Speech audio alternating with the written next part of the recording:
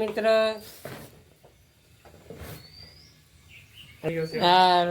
હસમુખભાઈ મોબાઈલમાં ગેમ રમે છે.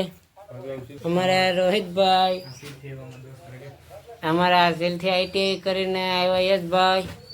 હારું યશભાઈ, મજામાં?